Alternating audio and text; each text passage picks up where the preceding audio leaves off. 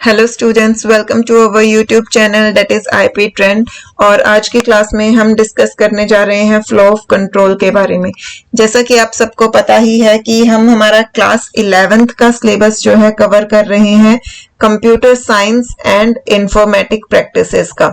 Computer science और informatic practices दोनों ही languages में हमारी पाइथन लैंग्वेज, दोनों ही सब्जेक्ट्स में जो है हमारी पाइथन लैंग्वेज है। तो 11th क्लास में ऑब्वियसली पाइथन के बेसिक्स जो हैं वो सब पहले इंट्रोड्यूस हुए हैं, उसके बाद हमारे फर्दर टॉपिक्स हैं।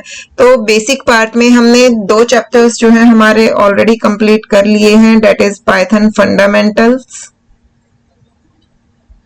And data handling. उसी सीक्वेंस में आज जो है हम हमारा 3rd चैप्टर स्टार्ट करने जा रहे हैं जो कि है फ्लो ऑफ कंट्रोल।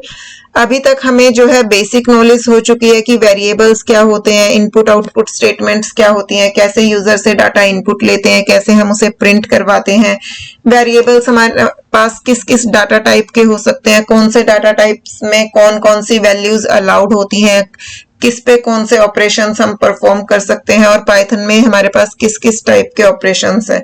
जब हमारे पास ये सारी बेसिक डिटेलिंग हमें समझ आ जाती है तो उसके बाद हम हमारे प्रोग्राम्स जो हैं वो स्टार्ट कर सकते हैं। जैसा कि हमने लास्ट क्लास में किया भी था, हमने कई सारे प्रोग्राम्स जो हैं वो रन किए थे। अब इसके बाद नेक्स्ट पार्ट जो आता है वो आता है कि हमारा जो प्रोग्राम होता है, यानी कि जो हमारे सेट ऑफ इंस्ट्रक्शंस हैं, ये किस ऑर्डर में एग्जीक्यूट करेंगी। अभी तक हमने जितने भी प्रोग्राम्स देखे उन सब में हमने एक सीक्वेंशियल फ्लो देखा, यानी कि क्या होता था कि फर्स्ट स्टेटमेंट से हमारा एग्जीक्यूशन शुरू होता था, फर्स्ट के बाद सेकंड स्टेटमेंट एग्जीक्यूट होती थी, then third, then fourth, then fifth, then sixth, up to and so on till last statement. Last statement execute होती थी और हमारा प्रोग्राम जो है ओवर हो जाता था। बट हमेशा ऐसा नहीं होता है। इट्स नॉट नेसेसरी कि आपका पूरा प्रोग्राम एक पर्टिकुलर सीक्वेंस में जो है एग्जीक्यूट होता जाए। इट मे बी कि आपके पास कुछ कंडीशंस हों, अगर कोई कंडीशन ट्रू है तो आपको अलग सेट ऑफ स्टेटमेंट्स एग्जीक्यूट करना है, अगर वो कंडीशन फॉल्स है तो अलग सेट ऑफ स्टेटमेंट एग्जीक्यूट करना है, यानी कि वहां पे आपका कुछ सिलेक्टेड पार्ट जो है वो एग्जीक्यूट होगा, राइट। जस्ट सपोज अगर किसी स्टूडेंट के मार्क्स जो हैं वो अबव 80 हैं तो उस स्टूडेंट को एकेडमिक्स में आपको A+ ग्रेड प्रोवाइड करना है। अगर किसी स्टूडेंट के अबव 70 बट लेस देन 80 हैं तो उसे आपको B ग्रेड देना है। अगर कोई स्टूडेंट ऐसा है जिसके लेस देन 30 हैं तो उसे आपको फेल्ड जो है शो करना है। तो इस सिचुएशन में आपके पास कंडीशन है कि स्टूडेंट के मार्क्स कितने हैं। जितने स्टूडेंट के मार्क्स होंगे उसी के बेसिस पे आप डिसाइड करेंगे कि आपका कौन सा पार्ट एग्जीक्यूट हो, स्टूडेंट को A ग्रेड अलॉट करने वाला, स्टूडेंट को B ग्रेड अलॉट करने वाला, या फिर उसे फेल शो करने वाला पार्ट एग्जीक्यूट हो। So which part should be executed, it depends on the condition. और इस टाइप की जो स्टेटमेंट्स होती हैं, या आप कह सकते हो कि इस टाइप का जब एग्जीक्यूशन होता है तो उस एग्जीक्यूशन को हम बोलते हैं सिलेक्टेड एग्जीक्यूशन, राइट। अब कई बार हमारे पास ऐसी सिचुएशंस भी आ जाती हैं कि हमें हमारा सेम पार्ट जो है वो रिपीट करना होता है, यानी कि हमारे प्रोग्राम में कुछ इंस्ट्रक्शंस ऐसी होती हैं जो हमें रिपीटेडली कई बार जो है एग्जीक्यूट करनी पड़ती हैं। अब ऐसा कोई एग्जांपल आप सोचिए, जस्ट सपोज आपको फैक्टोरियल कैलकुलेट करना है।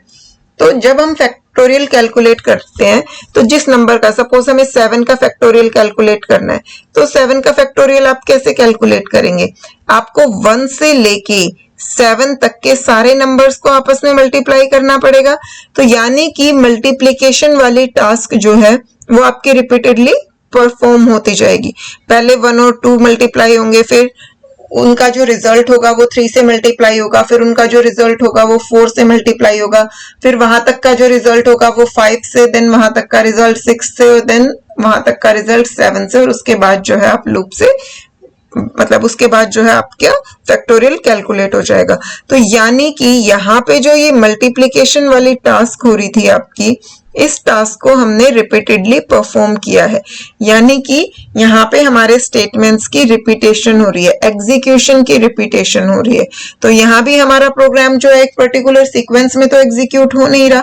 तो यही होता है हमारा फ्लो ऑफ कंट्रोल, कि हमारे प्रोग्राम का जो फ्लो है, जो एग्जीक्यूशन फ्लो है, वो कैसा है, क्या वो सीक्वेंशियल है, क्या सारी स्टेटमेंट एक के बाद एक के बाद एक एग्जीक्यूटेड होती जा रही है, या फिर वो सिलेक्टेड है, यानी कि क्या हमारे प्रोग्राम में कोई कंडीशन है और उस कंडीशन के बेसिस पे हमारे कोड के पार्ट जो है सिलेक्ट हो रहे हैं कि कौन सा पार्ट एग्जीक्यूट होगा और कौन सा पार्ट नहीं होगा, या फिर हमारे प्रोग्राम में कुछ रिपीटेड स्टेटमेंट्स हैं कि कुछ सेट ऑफ स्टेटमेंट्स जो है वो बार बार एग्जीक्यूट हो रही है। ठीक है, तो इन्हीं सब के बारे में हम आज डिटेल में पढ़ेंगे कि जब सिलेक्शन होता है तो कैसे होता है, रिपीटेशन होती है तो कैसे होती है। स्टार्ट करते हैं टाइप ऑफ स्टेटमेंट से। सबसे पहले हमें पता होना चाहिए कि स्टेटमेंट्स जो हैं वो कौन कौन से टाइप्स की होती हैं। ठीक है, अभी तक आपने टाइप ऑफ स्टेटमेंट्स में सिर्फ एक ही टाइप पढ़ी है, that is single statement. Although आपको उसका ये नहीं पता कि उसे सिंगल स्टेटमेंट कहते हैं, बट जितना आपने पढ़ा है, जितनी स्टेटमेंट्स आपने अभी तक देखी हैं, वो सारी स्टेटमेंट्स हमारी सिंगल स्टेटमेंट होती हैं। बट स्टेटमेंट्स जो हैं 3 टाइप की होती हैं। सबसे पहली होती है हमारी एम्प्टी स्टेटमेंट, देन सिंगल और you can say simple statement, and third one is compound statement. ठीक है, अब एम्प्टी स्टेटमेंट क्या होती है? अब यहाँ पे आपको लगेगा कि एम्प्टी स्टेटमेंट क्या हो सकती है। अगर हमने कुछ लिखा ही नहीं है तो वो तो स्टेटमेंट ही नहीं होगी। ठीक है, तो हमें कैसे पता कि एम्प्टी स्टेटमेंट है? तो पाइथन में हमारे पास एक कीवर्ड होता है पास कीवर्ड। अगर आपने किसी लाइन में सिर्फ और सिर्फ ये कीवर्ड लिखा है पास, तो वो क्या रिप्रेजेंट करेगा कि ये एक एम्प्टी स्टेटमेंट है। यहाँ पे आपको कोई काम जो है वो नहीं करना है, कोई एक्शन यहाँ पर नहीं होगा। You just have to move to the next instruction following this statement. ठीक है, तो वो होती है हमारी एम्प्टी स्टेटमेंट। ऑल्दो इसका इतना कोई खास यूज नहीं होता है, तो आपको यहाँ पे ज्यादा इस पे ध्यान देने की जरूरत नहीं है। बट कई बार वाइवा में पूछ लिया जाता है कि अगर आपको पाइथन में एम्प्टी स्टेटमेंट रिप्रेजेंट करनी है तो आप कैसे करोगे, तो इसलिए आपको पता जरूर होना चाहिए। ठीक है, नेक्स्ट है सिंगल और सिंपल स्टेटमेंट। अभी तक आपने जितनी भी स्टेटमेंट पढ़ी है, चाहे वो प्रिंट स्टेटमेंट हो, लाइक प्रिंट एक्स, आपने कुछ भी प्रिंट करवाया, या फिर आपने यूजर से इनपुट लिया है, सपोज आपने एक एक्स वेरिएबल है, यूजर से इनपुट लिया, int input enter a number, तो इस टाइप की स्टेटमेंट, या फिर आपने किसी वेरिएबल को कोई वैल्यू इनिशियलाइज करवाई है, तो ऐसी जो भी जितनी भी स्टेटमेंट्स होती हैं वो सारी हमारी क्या होती हैं, सिंगल स्टेटमेंट्स, और you can say simple statements. Right, now come to the last part which is the most important, that is compound statement. Compound नाम से क्लियर है। कंपाउंड का मतलब क्या है कि यहाँ पे आपके पास एक से ज्यादा स्टेटमेंट्स होंगी, बट एक से ज्यादा स्टेटमेंट हमारी एक ही स्टेटमेंट का पार्ट कैसे हो सकती हैं? अब अभी तक आपने जो इस टाइप की इंस्ट्रक्शंस पढ़ी थी, तो आपने एक स्टेटमेंट लिखी, जैसे ही आप दूसरी लाइन में जाते हो तो आपकी दूसरी स्टेटमेंट आ जाती है। तो मल्टीपल लाइंस में आपकी सेम स्टेटमेंट कैसे होगी, कंपाउंड स्टेटमेंट कैसे बनेगी?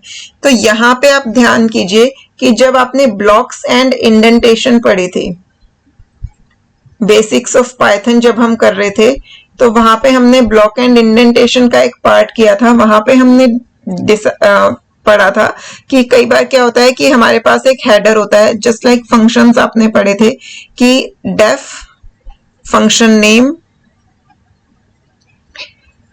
और उसके बाद आप कोलन लगा देते थे, और इसके अंदर जितनी भी इंस्ट्रक्शंस होती थी वो सब की सब क्या होती थी, इस फंक्शन का पार्ट होती थी। तो ये सारी स्टेटमेंट्स जो इस फंक्शन के अंदर इंटेंडेड होती थी वो इस फंक्शन हेडर से एसोसिएटेड होती थी। जब हम इस फंक्शन को कॉल करेंगे तभी वो स्टेटमेंट्स जो है एग्जीक्यूटेड होती थी। तो इस टाइप की स्टेटमेंट्स को हम बोलते हैं कंपाउंड स्टेटमेंट। कंपाउंड स्टेटमेंट्स में हमारे 2 पार्ट्स होते हैं, header statement and body. Body में हमारी जितनी भी स्टेटमेंट्स होती हैं वो सब की सब हेडर पे डिपेंडेंट होती हैं, हेडर से एसोसिएटेड होती हैं और इसीलिए हम इन्हें कंपाउंड स्टेटमेंट बोलते हैं। आज के चैप्टर में हम कंपाउंड स्टेटमेंट के बहुत सारी टाइप्स पढ़ेंगे। जब हम सिलेक्शन वाला पार्ट पढ़ेंगे फ्लो ऑफ कंट्रोल का, तो वहां पे हम इफ, एलिफ, एल्स ये सब पढ़ेंगे और जब हम आइट्रेशन पढ़ेंगे तो वहां पे लूप्स में हम for loop and while loop पढ़ेंगे और ये सब ही जो है हमारी कंपाउंड स्टेटमेंट्स होती हैं। बिकॉज हर एक में हम अगर हमने कोई कंडीशन स्पेसिफाई की है तो वहां भी कंडीशन से एसोसिएटेड स्टेटमेंट्स होंगी कि कंडीशन ट्रू है तो क्या एग्जीक्यूट होगा, फॉल्स है तो क्या एग्जीक्यूट होगा, तो उसके लिए ब्लॉक्स क्रिएट होंगे। सिमिलरली लूप में तो वहां पे जो हमारी स्टेटमेंट्स होती हैं वो हमेशा कंपाउंड स्टेटमेंट्स होती हैं। ठीक है, तो ये तो हो गई टाइप ऑफ स्टेटमेंट्स। अब आ जाते हैं स्टेटमेंट फ्लो कंट्रोल। तो स्टेटमेंट फ्लो कंट्रोल मैं आपको ऑलरेडी बता चुकी हूं कि स्टेटमेंट का जो फ्लो होता है वो 3 तरीके से कंट्रोल होता है। फर्स्ट वन जो होता है वो होता है हमारा सीक्वेंस, सेकंड होता है सिलेक्शन और थर्ड होता है रिपीटेशन। सीक्वेंस जब हमारे पास कुछ भी नहीं है प्रोग्राम में, बिल्कुल एक सिंपल प्रोग्राम है, प्रोग्राम में अगर 10 इंस्ट्रक्शन है तो 10 की 10 जो है वो लाइन वाइज एग्जीक्यूट होती जा रही हैं, तो उसे हम बोलते हैं सीक्वेंशियल फ्लो। नेक्स्ट है सिलेक्शन, सिलेक्टेड फ्लो। यहां पे हमेशा हमारे पास कोई ना कोई कंडीशन गिवन होती है। अगर हमारी कंडीशन ट्रू है तो हमारा कुछ पार्ट एग्जीक्यूट होगा, कंडीशन फॉल्स है तो कोई और पार्ट एग्जीक्यूट होगा। इसके लिए आप किसी भी एग्जांपल को कंसीडर कर सकते हैं। जस्ट सपोज आपको एक कैलकुलेटर क्रिएट करना है या फिर आपके पास कैलकुलेटर का एक प्रोग्राम है। अब आप सबको पता है कैलकुलेटर में तो मल्टीपल ऑपरेशन होते हैं, addition, subtraction, multiplication, division, average, percentage, बहुत सारे आपके पास ऑपरेशन होते हैं। अब ये तो नहीं है ना यूजर ने 2 नंबर अगर इनपुट करवाए हैं कैलकुलेटर में, आपने 2 नंबर्स डाले हैं तो उन दोनों नंबर्स की आप एडिशन भी करवाओ, सब्ट्रैक्शन भी, मल्टीप्लिकेशन भी।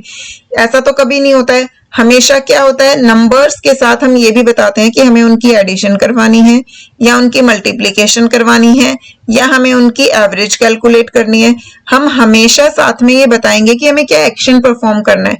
तो जो हमने ऑपरेशन सेलेक्ट किया है उसी की सेट ऑफ स्टेटमेंट्स एग्जीक्यूट होंगे। अगर प्लस करना है तो एडिशन वाला कोड एग्जीक्यूट होगा, हमने मल्टीप्लिकेशन ऑपरेशन दिया है तो उसका कोड एग्जीक्यूट होगा कि उन नंबर्स को मल्टीप्लाई करना है, एवरेज कैलकुलेट करनी है तो उसके वाला कोड एग्जीक्यूट हो जाएगा।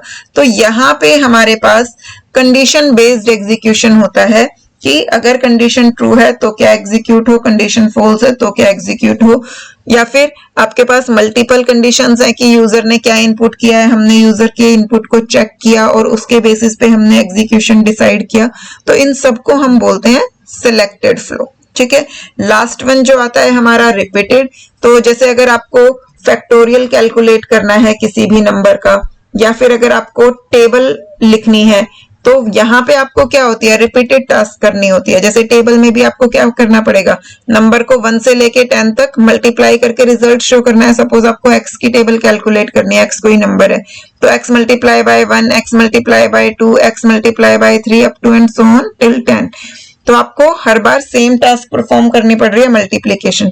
सिमिलरली अगर आपको x का फैक्टोरियल कैलकुलेट करना है तो आपको क्या करना पड़ेगा, 1 multiply by 2 multiply by 3 up to and so on multiply by x। तो यहाँ भी आपको रिपीटेडली मल्टीप्लिकेशन परफॉर्म करनी पड़ रही है। तो जब भी आपके पास सर्टेन सेट ऑफ स्टेटमेंट्स बार बार रिपीट होता है तो उसे हम बोलते हैं रिपीटेड स्टेटमेंट्स, या फिर इसे हम लूपिंग भी बोल देते हैं कि हमारे कुछ स्टेटमेंट्स जो हैं वो लूप में एग्जीक्यूट हो रही हैं, वो बार बार लूप चल रहा है। अब लूप जो होते हैं वो भी हमारे पास अलग अलग टाइप के होते हैं। कुछ कंडीशन बेस्ड लूप होते हैं कि जब तक कंडीशन ट्रू है तब तक वो स्टेटमेंट्स रिपीट होती रहे, लूप चलता रहे। और कुछ जो है वो काउंटिंग वाले लूप्स होते हैं कि हमने पहले से डिसाइड कर दिया कि 10 टाइम्स जो है वो लूप चलेगा या 20 टाइम्स जो है वो लूप चलेगा। जैसे अगर आप टेबल का एग्जांपल लें तो आपको पता है 1 से लेके 10 तक ही आपके पास जो है मल्टीप्लिकेशन आपको करनी है, तो आप लूप को 10 बार चलाएंगे। तो आपके पास पहले से डिसाइडेड है कि लूप स्टेटमेंट्स जो है वो कितनी टाइम्स हमें रिपीट करनी है।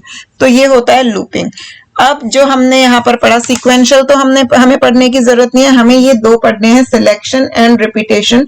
स्टार्टिंग हम करेंगे सिलेक्शन से। सिलेक्शन में सबसे पहले जो हम पढ़ते हैं वो आती हैं हमारी इफ स्टेटमेंट्स। यहां से जो है हमारा सबसे इंपॉर्टेंट पार्ट स्टार्ट हो रहा है कोडिंग का। अगर आपको कंडीशंस लगानी आ गई और लूप लगाने आ गए तो आप ये समझ लीजिए कि आपको प्रोग्रामिंग आ गई। लेकिन अगर आप सक्सेसफुली कंडीशंस इंप्लीमेंट नहीं कर पाते या लूपिंग नहीं कर पाते तो आपको प्रोग्रामिंग में हमेशा प्रॉब्लम जो है वो फेस करनी पड़ती है। तो इसलिए यहां से जो है थोड़ा सा ध्यान देकर चीजों को समझिएगा। एक बार में चीज समझ नहीं आती, आप उस चीज को 2 बार 3 बार समझिए। वीडियो में तो आपके पास ये भी फायदा है कि आप प्लेबैक करके जो है उसे देख सकते हैं। क्लास में भी जब हम पढ़ते हैं तो हम इन टॉपिक्स को जो है 2-3 बार रिवाइज करते हैं, क्योंकि ये हमारा आप ये कह सकते हो कि क्रक्स है, कोर है ये आपकी प्रोग्रामिंग की। अगर ये समझ आ गया तो ही आपको प्रोग्राम लिखने आ सकते हैं। थ्योरी आप समझ सकते हो, आपको आगे वाले चैप्टर्स में फंक्शंस आ जाएंगे, वो सब आपको आ जाएगा, लेकिन खुद से अपने आप प्रोग्राम लिखना या फिर आप कह सकते हो बड़े लेवल पे प्रोग्राम्स डेवलप करना, सॉफ्टवेयर डेवलप करना, वो चीज आप नहीं सोच सकते। तो चलिए स्टार्ट करते हैं। सबसे पहला पार्ट आता है हमारा इफ स्टेटमेंट। इफ स्टेटमेंट जो होती है वो हमारी कंडीशन स्पेसिफाई करने के लिए होती है। अगर हमें कोई भी कंडीशन लगानी है अपने प्रोग्राम में तो वो हम इफ स्टेटमेंट की हेल्प से लगाते हैं। कंडीशन जो है वो हमेशा ट्रू या फॉल्स रिटर्न करेगी या फिर ट्रूथ वैल्यू या फॉल्स वैल्यू रिटर्न करेगी और उसी के बेसिस पे हमारी स्टेटमेंट एग्जीक्यूट होगी। हम इफ के साथ जो भी कंडीशन स्पेसिफाई करते हैं, अगर वो कंडीशन ट्रू होगी तो इफ वाला ब्लॉक एग्जीक्यूट होगा, अदरवाइज नहीं होगा। अब कंडीशन हम कैसे लगा सकते हैं? हमने रिलेशनल ऑपरेटर्स पढ़े थे और लॉजिकल ऑपरेटर्स पढ़े थे। उन दोनों ही ऑपरेटर्स की हेल्प से हम कंडीशन स्पेसिफाई करते हैं। अगर सिंगल स्टेटमेंट होती है तो वो हम रिलेशनल ऑपरेटर की हेल्प से ही कर लेते हैं। अगर मल्टीपल कंडीशन है तो ऑब्वियसली हर कंडीशन में रिलेशनल ऑपरेटर यूज होगा और फिर हम उनको लॉजिकल ऑपरेटर्स की हेल्प से कंबाइन कर देंगे। तो 1 बाय 1 जो है हम बेसिक से डिफिकल्ट लेवल तक सब देखेंगे कि कंडीशंस हम किस किस टाइप से अप्लाई कर सकते हैं और इनसे रिलेटेड हम प्रोग्राम्स भी काफी सारे करेंगे ताकि हमें क्लैरिटी आए। सबसे पहली चीज की इफ स्टेटमेंट का जो है वो सिंटेक्स क्या होता है। तो सबसे पहले हम लिखते हैं इफ कीवर्ड। ये ऐसे ही लिखा जाएगा स्मॉल में IF इफ।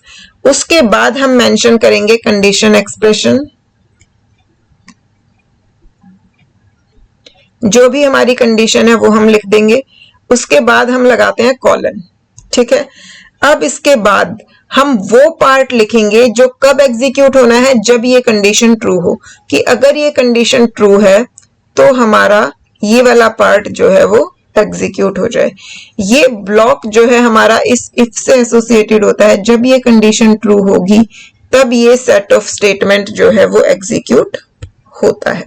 ठीक है, तो इसके लिए हम एक छोटा सा एग्जाम्पल लेके कर लेते हैं। जस्ट सपोज हमारे पास 2 नंबर्स हैं। एक्स में हमने यूजर से कुछ इनपुट लिया है, int input enter number. Y में भी हमने यूजर से कुछ इनपुट लिया है, int input enter second number. अब यूजर से हमने 2 नंबर इनपुट करवा दिए।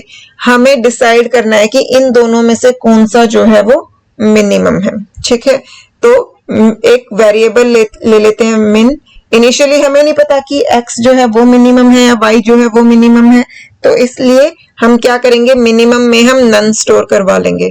नन मैंने आपको बताया था स्पेशल लिटरल होता है जो ये रिप्रेजेंट करता है कि एट प्रेजेंट इसकी वैल्यू डिफाइंड नहीं है। ठीक है, अब x छोटा है या y छोटा है ये हमें कैसे पता चलेगा? हमें चेक करना पड़ेगा। तो उसके लिए हमें कंडीशन लगानी पड़ेगी। हम कैसे लगाएंगे? लिखेंगे if x less than y। अगर x जो है वो y से लेस है, उसके बाद कॉलन लगा दिया। अगर x y से लेस है तो क्या होगा? x जो है वो मिनिमम है, तो हम क्या कर देंगे, मिन इज इक्वल टू x। ठीक है। अब एक तो ये कंडीशन हो गई, बट अगर x छोटा नहीं है तो उस केस में हम क्या करेंगे बताइए। तो यहां पर हम क्या ले लेंगे, एक और कंडीशन लगा देंगे। हम अपने प्रोग्राम में कितने भी कंडीशंस लगा सकते हैं, उस पर कोई रिस्ट्रिक्शन नहीं होती। If y less than equal to x, तो min की वैल्यू क्या हो जाए y। अब यहां पर देखिए कि हमने दो कंडीशन लगाई है। अगर x की वैल्यू छोटी है तो मिनिमम में x आ गया, और अगर y की वैल्यू छोटी है तो मिनिमम में y आ गया। अब यहां पर आप एक चीज और नोटिस कीजिए, ये तो हमने इफ वाला पार्ट समझ लिया। अब आ जाते हैं एक छोटे से बेसिक लॉजिक पे, जो वैसे तो रिलेट करता है मैथ से, लेकिन जब हम प्रोग्राम लिखते हैं तो हम ऐसी छोटी छोटी चीजों को इग्नोर कर देते हैं, तो उन चीजों को भी समझना हमारे लिए बहुत जरूरी है। यहां पर देखिए, अगर मैं ये इक्वल साइन हटा देती हूं तो उस केस में क्या होगा। अब मेरा प्रोग्राम जो है वो क्या है, if x less than y min is equal to x, if y less than x min is equal to y। अब सपोज यूजर ने x में 5 एंटर किया और y में भी उसने एंटर कर दिया 5। अब if x less than y, क्या x की वैल्यू y से लेस है, 5 is less than y, which is not true, तो ये कंडीशन फॉल्स हो गई। तो ये वाला पार्ट तो एग्जीक्यूट ही नहीं होगा, क्योंकि ये पार्ट कब एग्जीक्यूट होगा, जब हमारी ये कंडीशन ट्रू होगी। जब कंडीशन ट्रू नहीं है तो ये एग्जीक्यूट नहीं हुआ। नेक्स्ट पार्ट पे आए, इफ y लेस देन, ये इक्वल साइन हमने इरेज कर दिया।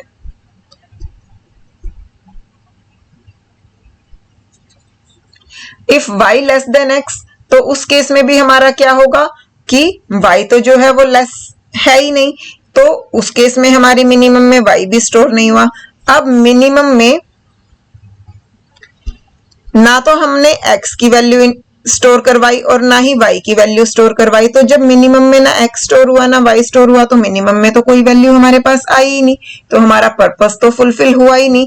इसलिए हमें हमेशा ध्यान क्या रखना पड़ता है कि हम जो है थोड़ा लॉजिकली सोचें और प्रोग्राम जो है वो हमारा पूरा सही ढंग से हो। तो यानी कि हमें यहाँ पे ये कंडीशन भी हमेशा सोच के चलनी चाहिए कि x और y की वैल्यू इक्वल भी हो सकते हैं। तो या तो आप दोनों में इक्वल साइन लगा सकते हो, या फिर एटलीस्ट किसी एक में तो आपको इक्वल साइन यूज करना ही चाहिए, ताकि आपका प्रोग्राम जो है वो कंप्लीट रहे। अब इसके बाद अगर आप चाहें तो और एग्जांपल्स देख सकते हैं। सपोज हमने यूजर से एक नंबर इनपुट करवाया, int input enter number,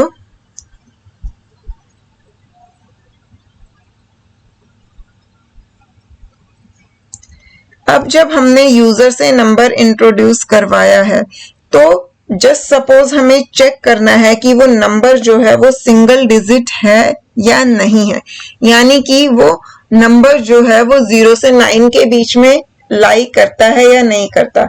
तो ये आप कैसे चेक करोगे, ऑब्वियसली अगेन आपको इफ कंडीशन लगानी पड़ेगी। बट इस बार जब आप इफ कंडीशन लगाओगे तो आपको चेक क्या करना है, आपके पास दो चीजें हैं चेक करने के लिए। एक तो ये कि ये x जो है वो 0 से बड़ा या उसके इक्वल होना चाहिए, और दूसरा कि ये 9 या उससे छोटा भी होना चाहिए। अब 0 से तो बड़ा है, लेकिन सपोज आपकी x की वैल्यू 12 है, तो वो 0 से बड़ी तो हो गई, लेकिन वो सिंगल डिजिट थोड़ी है, वो तो 2 डिजिट है, यानी कि वो 9 से भी छोटी या उसके इक्वल होनी चाहिए। ये दोनों ही कंडीशन ट्रू होंगी, तभी आपका नंबर जो है वो सिंगल डिजिट नंबर बनेगा। 0 से बड़ा या उसके इक्वल होना चाहिए और 9 से छोटा या उसके इक्वल होना चाहिए, क्योंकि 9 से बड़ा हो जाएगा उस केस में भी आपका क्या होगा, सिंगल डिजिट नंबर नहीं रहेगा, और 0 से छोटा होने पर आपका नंबर जो है वो नेगेटिव में चला जाएगा। हमें यहाँ सिर्फ पॉजिटिव नंबर्स की बात कर रहे हैं। तो यहाँ पे हम जो कंडीशन है वो कैसे लगाएंगे, यहाँ पे हम इन दोनों ही कंडीशंस को जो है स्पेसिफाई करेंगे। तो पहली condition x less than equal to 0 और दूसरी condition x greater than equal, पहली condition x greater than equal to 0 और दूसरी condition x less than equal to 9। अब दो कंडीशन है, दोनों ट्रू होनी चाहिए, तो मैं इन दोनों कंडीशंस को कंबाइन कैसे करूं। अब यहाँ आपका डाटा हैंडलिंग वाला जो पार्ट था, जहां पे हमने ऑपरेटर्स पढ़े थे, वो यूज होगा। ऑपरेटर्स में अगर आपको याद हो हमने लॉजिकल ऑपरेटर्स पढ़े थे, वहां पे हमने दो ऑपरेटर पढ़े थे, एंड और वहां पर मैंने आपको बताया था कि ये ऑपरेटर्स जो हैं वो हमारे जो रिलेशनल ऑपरेटर में हमने पढ़ा है उन एक्सप्रेशंस को कंबाइन करने के लिए यूज होते हैं। अब यहाँ हमारे पास ये दोनों कंडीशन, दो रिलेशनल एक्सप्रेशंस हैं, हमें इन्हें कंबाइन करना है। कंबाइन कैसे करना है कि दोनों की दोनों कंडीशन ट्रू हो तब ही मुझे रिजल्ट ट्रू मिले। अगर मेरा नंबर जो है वो 0 से बड़ा या उसके इक्वल है और 9 से छोटा या उसके इक्वल है, 0 और 9 के बीच में लाई कर रहा है, तभी मेरी कंडीशन ट्रू होनी चाहिए। तो जब दोनों ऑपरेंड ट्रू होने पर हमें ट्रू मिले, वो कौन सा केस होता है? And case. तो हम इसे किससे इंप्लीमेंट करेंगे? एंड की हेल्प से, कि अगर एक भी कंडीशन फॉल्स हो गई तो रिजल्ट फॉल्स हो। ट्रू सिर्फ और सिर्फ उस केस में मिले जहां पर दोनों कंडीशन ट्रू है। तो इसलिए हम इसे किस ऑपरेटर की हेल्प से कंबाइन करेंगे? एंड ऑपरेटर की हेल्प से कंबाइन करेंगे। ठीक है, तो if x greater than equal to 0 and x less than equal to 9, अगर ये दोनों कंडीशन ट्रू है तो रिजल्ट ट्रू हो जाए। और यहाँ पे हमें करवाना क्या है? प्रिंट करवा दिया, number is a single digit number.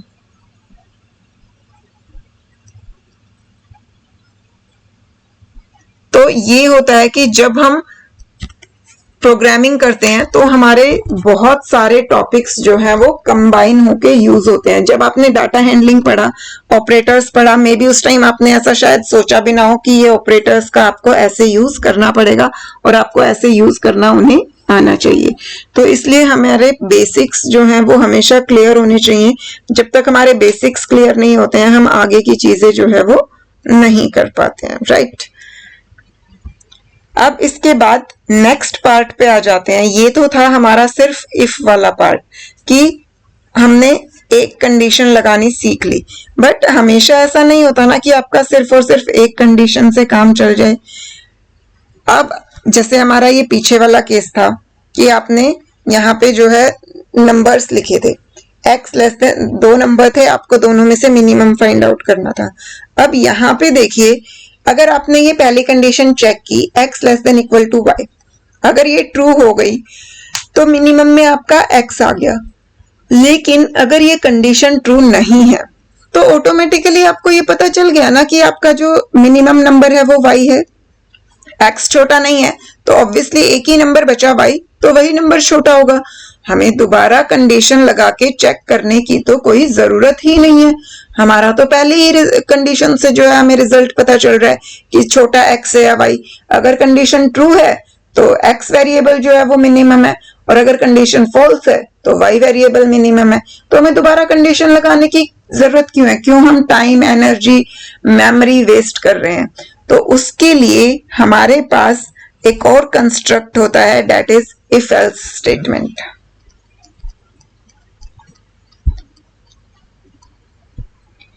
If else statement में क्या होता है हमारे पास कि अगर कंडीशन ट्रू है तो इफ ब्लॉक एग्जीक्यूट हो, कंडीशन फॉल्स है तो एल्स ब्लॉक एग्जीक्यूट हो। सबसे पहले हम इसका सिंटैक्स देखते हैं। यहां पर क्या होता है कि पहले आपने इफ ब्लॉक मेंशन करेंगे, जैसे प्रीवियसली अभी हमने सीखा है। हमने लिखा इफ, उसके बाद हमने हमारा कंडीशनल एक्सप्रेशन हम लिखेंगे, कॉलन लगाएंगे। यहां पर इस ब्लॉक के अंदर हम वो सेट ऑफ स्टेटमेंट्स लिखेंगे which should be executed when the condition is true.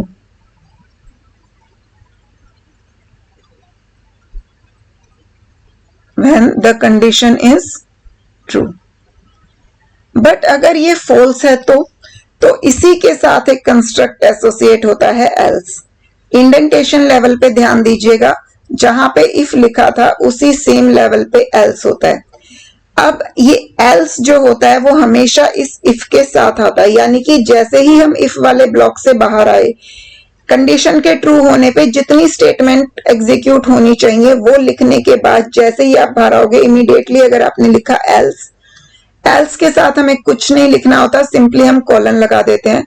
यहां पर हम वो सेट ऑफ स्टेटमेंट्स एग्जीक्यूट करते हैं, सॉरी, हम वो सेट ऑफ स्टेटमेंट्स मेंशन करते हैं which should be executed when condition is false. अगर कंडीशन फॉल्स है तो जो है ये एल्स पार्ट एग्जीक्यूट होगा। तो अब क्योंकि हमारा कौन सा पार्ट एग्जीक्यूट होना चाहिए वो सिर्फ एक ही कंडीशन पे डिपेंड करता है, इस पे।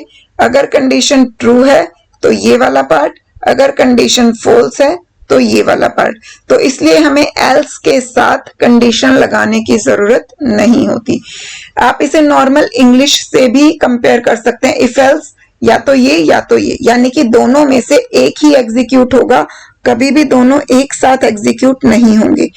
ट्रू है तो इफ पार्ट, फॉल्स है तो एल्स पार्ट। तो जब भी हमें ऐसा कुछ होता है हमारे प्रोग्राम में कि हमारा जो एग्जीक्यूशन है वो एक ही कंडीशन पे डिपेंड करता है कि वो ट्रू हो तो कुछ और पार्ट एग्जीक्यूट होना है और फॉल्स होने पे अलग पार्ट एग्जीक्यूट होना है, तो उस तरीके के प्रोग्राम्स को हम क्या करते हैं, इफ एल्स की हेल्प से रिप्रेजेंट करते हैं।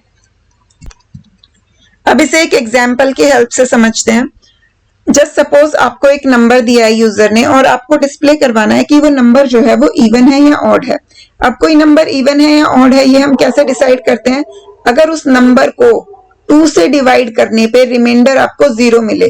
अब पाइथन में रिमाइंडर कैलकुलेट करने के लिए आपके पास ऑपरेटर क्या होता है, मॉड्यूलस ऑपरेटर। तो अगर x मॉड्यूलो 2 यानी कि x को 2 से डिवाइड करने पे रिमाइंडर जो है वो 0 आ रहा है तो आपका नंबर इवन है, अदरवाइज नंबर ओड है। तो आपके पास क्वेश्चन है that write a program to enter a number and display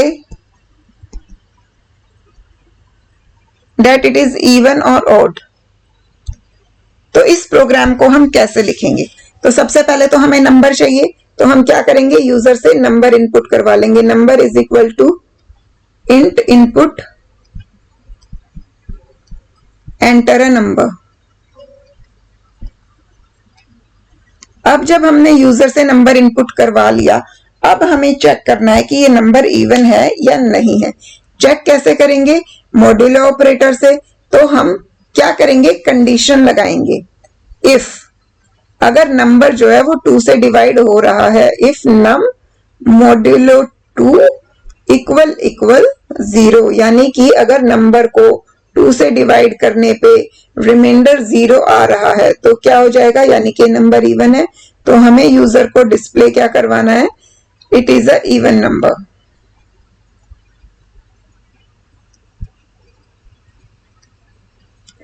लेकिन अगर नंबर 2 से डिवाइड नहीं हो रहा, रिमाइंडर 0 नहीं आ रहा, उस केस में हमें यूजर को क्या डिस्प्ले करवाना है कि वो ऑड है। अब हमें दोबारा से तो चेक करने की जरूरत नहीं है ना कि नंबर ऑड है या नहीं, उसका रिमाइंडर 0 है या नहीं।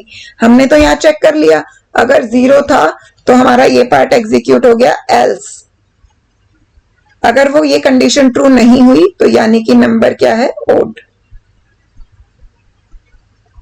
It is a odd number.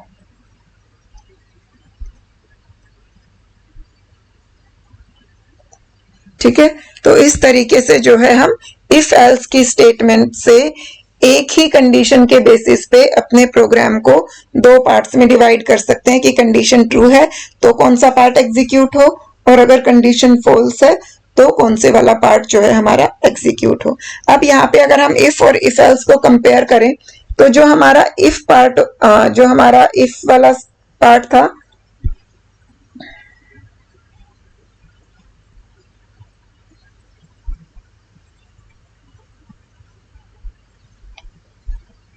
और जो हमारा इफ एल्स है, दोनों में हमारा डिफरेंस क्या होता है, कंडीशन हम दोनों में लगाते हैं, राइट। लेकिन इफ में क्या होता है, अगर कंडीशन ट्रू है तो ये वाला ब्लॉक एग्जीक्यूट हो और फिर हम लूप से, फिर हम इससे बाहर आ जाएं, और अगर कंडीशन फॉल्स है तो हमने कुछ भी नहीं किया, हम सीधा वहां से एग्जिट हो गए। इफ एल्स के केस में हमारे पास क्या होता है, कंडीशन है, अगर कंडीशन ट्रू है तो कुछ सेट ऑफ स्टेटमेंट एग्जीक्यूट होंगे, और अगर कंडीशन फॉल्स है तो अलग सेट ऑफ स्टेटमेंट एग्जीक्यूट होंगे और फिर हम लूप से बाहर आएंगे। ठीक है, तो यहां पे सिर्फ ट्रू पार्ट में एग्जीक्यूशन हो रहा था, यहाँ ट्रू और फॉल्स दोनों पार्ट में एग्जीक्यूशन हो रहा है। तो ये होता है इफ और इफ एल्स के बीच का डिफरेंस। अगर आपके प्रोग्राम की रिक्वायरमेंट ऐसी है कि सिर्फ कंडीशन के ट्रू होने पे आपको कुछ परफॉर्म करना है, फॉल्स होने पे आपको कुछ भी नहीं करना, ना यूजर को कोई मैसेज डिस्प्ले करवाना है, ना कुछ और करना है, तो आप सिर्फ इफ का यूज कर सकते हैं। लेकिन अगर आपको इफ एल्स लेकिन अगर आपके प्रोग्राम की रिक्वायरमेंट ऐसी है कि आपको कंडीशन दी हुई है और आपको बोला गया है कि कंडीशन ट्रू है तो ये पार्ट एग्जीक्यूट कीजिए, अगर कंडीशन फॉल्स हो जाती है तो ये वाला पार्ट एग्जीक्यूट कीजिए। तो उन केसेस में हम इफ एल्स का यूज करते हैं। ठीक है, अब इसके बाद आता है कि अगर हमारे पास मल्टीपल एसोसिएटेड कंडीशंस हैं तो वो हम कैसे करेंगे। बट आई थिंक आज की क्लास के लिए जो है इतना ही काफी है, क्योंकि ये कंडीशनल स्टेटमेंट आपके लिए बिल्कुल नया टॉपिक है और एक बार में अगर हम बहुत ज्यादा पढ़ेंगे तो चीजें ऊपर से जानी शुरू हो जाएंगी, कुछ भी समझ नहीं आएगा। तो पहले आप आज की क्लास को अच्छे से देखिए, समझिए। कोई भी पार्ट ऐसा है जो समझ नहीं आ रहा तो मुझे कमेंट सेक्शन में बताइए, या फिर अगर आपको कुछ भी डाउट है आपका अपना, वो भी आप मुझसे पूछ सकते हैं। साथ ही साथ मुझे फीडबैक जरूर दीजिए कि आपको वीडियो समझ आई या नहीं आई, कंटेंट कैसा लगा। मिलते हैं नेक्स्ट वीडियो में, तब तक के लिए स्टडी हार्ड।